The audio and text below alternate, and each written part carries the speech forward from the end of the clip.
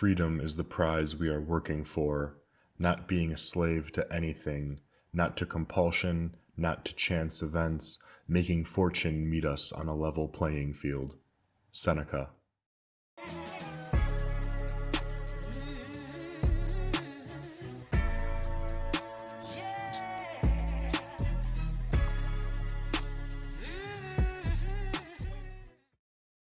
Hello and welcome back to another episode of the Full Metal Cast, and Merry Christmas. This is going to be the episode posted on Christmas Eve. Hopefully, that's my goal. Gonna be a bit of a shorter one. I am very ill, thanks to a particular somebody who has been mentioned at my 9 to 5, who showed up to work sick, even though claiming there's no way she can get people sick around her because she had a paper mask on. I have the exact same cough she has, although I am coughing a lot more frequently than she is because she's probably 3 or 4 days ahead of me as far as passing whatever the hell this nasty upper respiratory bullshit is. So I'm going to be editing out a lot of coughing here or there. On that note, that's sort of the general subject I wanted to make today's episode about. However, with the holiday coming up, I figured it might make sense to circle back and do an episode about the pillars of this show. I kind of strayed away from harkening back to a lot of them as episodes went on, as I had guests on, as current events came up that I had to address. But as we gather around some family in light of some current political events, I think it's important to arm some people with the pillars of this show, as I find them highly relevant in all things in life. Pillar number 1 obviously being memento mori, or remember you must die. Hopefully during this holiday season you are spending time with people who matter and doing things that matter. If you aren't, reevaluate your life and the people around you, because you're going to die one day, and you probably don't want to spend the only time you have and the only life you're going to get with shitty people doing things you don't want to do, or doing good things really. So that's a quick and easy one. Pillar number 2 is freedom greater than comfort. As we gather around as families, hopefully, maybe, and or friends, you're going to get some people who may hearken back to some mandates, as of course a new strain of your favorite disease is gripping the nation. Just saw a headline today, I forget what it's called. So there may be calls to stay up to date with certain medical procedures or wear certain garments. This has no medical purpose, just to set the record straight here. Fuck them, just like you did before. You're on the right side of history. That's never going to change regardless of strain, regardless of year, regardless who's in power. Fuck them. Again, you will die one day, calling back to Pillar 1. And there's that famous quote, that famous scene from the movie Kingdom of Heaven, a movie I haven't seen, so maybe we need a Full Metal Cast movie night and watch the based movie that sort of got some roots in the 2A movement now. But I believe the quote goes something along the lines of, like, you cannot stand before God and basically say virtue was not convenient. And that goes for everything in life. Do not sacrifice your body. Do not sacrifice your virtue, yourself, who you are, for the sake of sticking in or making someone else feel comfortable. The science isn't there. It doesn't support their decisions and what they're calling for you to do. And hopefully you stay strong like you did over the past 3+ years now. Continue flipping the bird to them. Pillar number 3, making sure I get this right because it has been a while since I read off the pillars in order here. Touch grass, go gym, obviously, on the back of this shirt. Very tough, depending on where you live, in the colder months to force yourself to go to the gym. It's especially even harder so if you've fallen out of the habit like myself. I've done a very poor job of staying in the habit of going to the gym. Obviously, I'm sick. I forced myself to go today. I probably shouldn't have gone, but stay physically fit. It's good for your body, obviously, physically. You'll stay healthier. You'll be happier as well. It's good for your mental health, too. And also, it helps to be able to bench more and lift heavier things than your weaker victim weight relatives who are probably begging you to put something on your face or something in your arm. Or anyone at work, for that matter, too. Pillar number 4 beware the frailty of man. Their wills are weak and minds young. Obviously, you can apply that to everything that's taken place in the last 3+ years and any other conversation that's going to take place over the table. But I think opportunity missed on my part to call back to this pillar when discussing what's going on in the Middle East. Both sides commit atrocities. Hamas is a terrorist group. That's a problem that has to be dealt with. They embed themselves within civilians. That being said, Israel's going to commit war crimes and commit atrocities in their hunt down of Hamas. There's no easy, good, clean, clear way about it. Lives are going to be lost. Innocent lives are going to be lost. And more bloodshed is going to basically lead to more bloodshed. It's generational bloodshed. It's been going on before time. It's been going on before the Bible. It's just the nature of the region, I believe, and this is just my take. Obviously, I'm not saying this is law, this is how it has to be. This is simply my take. There's no clear answer. So people are going to go into the streets. People are going to sit around the tables and condemn one side or the other or support one side or the other.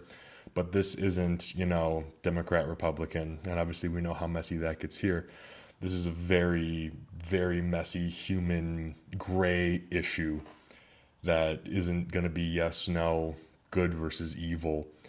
No one really wins in a conflict like this. And so that's why it's a shame to see people pledge such, fealty to particular sides or completely gloss over important contextual elements to the conflict when supporting their side or when going to the streets and, just blindly hating an opposing side. There's a great work, I believe it's by Leo Tolstoy. He goes on a little rant about patriotism and how it is an evil, vile thing.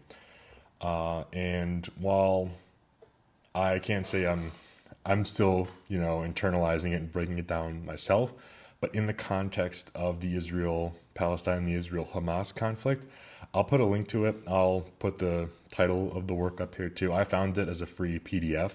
It's also in the Anarchist Handbook that I have as well. But in the context of this conflict, it is an extremely good piece that applies to both sides, I believe. Patriotism obviously is leaving out a rather large aspect of this conflict, which is religion. But patriotism and religion, most likely, as far as the way I'm understanding it, is pretty interchangeable when you look at this conflict. And I bring this up because Britt, obviously, the only female listener and one of the biggest supporters of the channel, has moved overseas. She's going to be coming back soon, so I want nothing more than to get her back on and talk about her experience. Maybe she'll share where she went. I don't want to give that away. I'm going to let her disclose whatever she feels comfortable disclosing. But she said that there are some northern states or areas in the country that she moved to that are requiring state employees to sign a document when they show up to work, basically pledging their allegiance to Israel, saying they're not going to speak out against Israel, they're going to show active support when asked, basically towing the state line, which is shocking because I haven't read anything about this country supporting Israel, at least to the level that we are, so maybe they are, but the country that she's in is... There's a whole extra level to this, so if she comes on, she feels comfortable sharing it, great, and we weren't even sure it's true. It's just early reports that she's heard from other individuals there who have been forced to sign this piece of paper and know others who have been forced to sign this piece of paper. She has not seen it herself yet. It has not been put in front of her, but I thought that was very interesting, and I'd love to, again, get her experience overall, but talk a little bit more about that and what's going on her side of the world in the context of this conflict, how people are demonstrating, reacting, thinking about the entire thing on the other side of the globe. But the 4 pillars. As we go home for Christmas and surely have awesome conversations about things that we love, keep those in mind and maybe they'll help you suffer through them. The main point, the main topic I really wanted to discuss in this episode, though, was, and the Stoic quote for today was centered around freedom. Less so than, memento mori, remember you must die, spending your time on this earth accordingly. I did that intentionally because I have recently been struggling to adhere to a tenet of Stoicism Specifically the one that says you should not be a slave to your surroundings and your belongings. I found that the things that enrage me the most are the things that are outside of my control. And Stoicism would say that those shouldn't enrage me at all because they are indeed outside of my control. However, I do think there are things subconscious, and the reason why I get upset is that subconsciously I truly do believe I can control these uncontrollables a little more, if not even fully, to some extent. For example, the roads in this state are fucking abysmal. Every time I hit a pothole, my mood instantly gets worse. The winter here is, I swear to God, this is one of my last 2 winters, I think. I don't know if I have more than 2 in me at this point. I want to go somewhere warm. I can't do the cold. And maybe that's just because I'm weak mentally, but I've done it for almost 30 years of my life now. And the past 3 years, they've been getting harder and harder and harder for me. This year's been, just the toughest. It's tough to get out of bed. I feel sick more often. That seasonal depression's a real thing. I'm a creature of the outdoors, touch grass. When it's summer, I am outside just in a bathing suit most of the day. And in the winter, I can't get that. And I feel it, heavily in my soul. I'm inside all day. I'm staring at screens all day at work under fake lighting. And it's just a brutal thing. So that, and then recently, obviously, getting sick because someone around me was too ignorant to keep themselves informed and or healthy, and now it is my problem, and I must pay the price. No different than if you were to go onto an airplane and get stuck next to the fat person who is too ignorant or just straight up doesn't give a shit about adopting healthy habits to take care of their body, and now you must pay the price for a lack of space on the plane. It's no different. And I've reflected on this a lot, and there's a lot of rules, a lot of laws, a lot of regulation, the way the legal system is set up in this country, and just the way that laws are enacted and the way the state operates. We are prevented from really taking a lot of control in our lives for a lot of the things, and some of the things that would affect us the most. We have no real recourse or valid recourse in remedying them. If something happens, you have to go through the legal system, which can take months, years, thousands, tens of, even hundred thousands of dollars, millions even, depending on what it is. And the state doesn't really provide anything to sort of make up for that. People are saying, oh, you have infrastructure, you have the roads. Yeah, well, it all sucks. The power goes out, it stays out, the roads blow. We're going to wars with countries that we have no say in. I don't remember voting to go to war to Ukraine, or they're going to war against Russia, aiding Ukraine directly. I don't remember voting to aid Israel directly in this conflict. And I sure as fuck don't remember voting to divert any funds that would have gone to Hawaii to other fucking countries that are fighting their own wars. I didn't vote for that. I don't remember voting on any of the tax code. I don't remember voting on any of the ATF's overreach sort of orders. I don't remember voting on any executive order that's ever passed, ever. I don't remember voting on any Supreme Court decision that's ever been made. I don't remember voting for any single Supreme Court justice that has been appointed on the federal level. No, you don't get to make the big choices. You don't get a say in that. Even if you do, if it does count for anything, that is, it's minimal. Look at what's happening on the ballots for some states. A certain candidate is getting removed, and while I am not a supporter of him, or any candidate for that matter, I think my stance has been made very clear. I think it goes to show that voting does very little, if anything. You don't get a say, and the two people that you have a choice between doesn't really count as freedom or democracy at the end of the day, when the people who end up on there are well outside of your control and your power. It doesn't matter. And hopefully this wakes up a lot of people to that fact as well, that they can just pull people off left and right. And yeah, sure, there's legal procedures to fight and to put them back on, but how long is that going to take? Do we know it's even going to work? Look at how different each state's laws are when it comes to firearms. California, Chicago, New York. And they're getting overturned, they're getting added, new orders are getting thrown on every single day, and not a single person's voting for all of that. It's going on in the background. It's going on at the state level because the state gets to decide what's best for you. All in their own interest, of course, to stay in power, to stay getting votes, to stay getting special interest monies. It's the only reason why senators can be paid whatever, 120 something thousand a year, but have millions, tens of $1 million net worths. And yeah, Santos now, after getting axed from whatever seat he had, is now allegedly going after people for insider trading. Yeah, whoop-de-fucking-do. You got caught, and then they kicked you out, dude. We all fucking know what's going on. So yeah, good for you. Hopefully you can bring some people down, but you're one tiny little cog in a very big machine that was dumber than the rest to get caught, so they kicked you to the curb. Your punishment of only getting kicked to the curb is light, I would say. I'd count it more as treason, honestly. And I think we all know what the punishment for that should be. So yeah, we are slaves a little bit to our surroundings, I think, the further up you go in the things that act upon our lives. But as we go into the holiday season, like I said, remember the pillars. Control your controllables. That's not a pillar, but that is a tenet of stoicism. And that's something I have to remind myself daily as I get worked up, as I get beaten down, as I lay in bed thinking, am I actually going to make it out this morning, or am I going to let the cold, sick winter morning get the best of me? I control my controllables. I control my legs. I can get out of bed. Yes, it's cold, but I can control whether I put on a jacket, or I dress appropriately, or I have coffee ready to go to keep me warm and motivated to finally drive to work. Control your controllables. Even little baby steps, going to the gym. Maybe it is preparing your car better for the winter. Maybe it's meal prepping. Maybe it's saving up a little bit to see if you can afford to live in a different place. Maybe it's job searching. Not even applying, but just seeing what else is out there in a different state.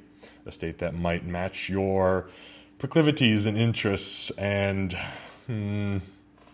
political alignment or lack thereof a little bit better, maybe. Having total control is going to be tough. I'm not going to say it's impossible, but again, freedom and comfort are in direct opposition of each other. There are certain pieces of comfort that make getting through the day a little bit easier, I will acknowledge. I'm not going to put them above freedom, but we all make sacrifices in life, and that's coming down to controlling the controllables. That is a valid choice. I think as you maybe reevaluating your life and determining what sucks, what can I control, you're going to sacrifice a little bit of freedom for you're going to sacrifice a little bit of comfort for a little bit of freedom, maybe a lot, and it'll result in an exponential amount of happiness. I found, it was through stoicism, and it was through listening to individuals using the internet for good, talking about, anti-political movements, two-way, the freedom communities. It helped me realize my worth as a human being and understanding that my natural rights, your God-given rights, whatever you believe in, and preserving those and using them to enjoy this world to the most and in a virtuous way is the greatest purpose in life. And it's brought me the most amount of joy and happiness over the past couple of years. And it's still growing. It's still a developing practice. And so I have to take inventory every now and then when I get caught up in the 9 to 5, when I get caught up, just day in, day out sort of grind. That is what makes me happy. It's not whatever the world throws at me. It's not whatever the little misery square throws at you. Your phone, throws at you. It's getting out with the boys. It's getting out with the people who matter the most, living a healthy and virtuous lifestyle freely. I think it's a good way to end it. Again, shorter episode before the holidays here. We're not even going to break 20 minutes, it would look like. But that's okay. People may not have the time to do so as you're wrapping gifts last minute or as you are rushing to get home to make it to Christmas Mass, like myself. So Merry Christmas, everybody. I will talk to you after the holiday. I'm hoping to have another great episode and have Cry Cowboy back as well as another guest. I think we're going to be filming that a couple days after Christmas. So I'm going to try to get it out that weekend before New Year's. So again, if I don't talk to you before New Year's, Happy New Year's. But again, hope to get an episode out before then. The pre-order will be over by the time this episode goes live. It's going to, end that Sunday before Christmas Eve. Unless some orders start flying in, I may let it rock through Christmas because nothing's really going to get done as far as production of the shirts on those couple of days anyways. But no, thank you for anyone who ordered, took advantage of the Mark of the Beast pre-order. It goes a long way to supporting the channel. I was shocked at the number of orders we got, hoodies and tees. I'm looking forward to the next pre-order. I got a couple of designs in mind. Looking forward to share them with you. But until then, enjoy your Christmas. Hopefully it's with good people, having good conversation, enjoying good drinks and good food, and stay metal. Thank you.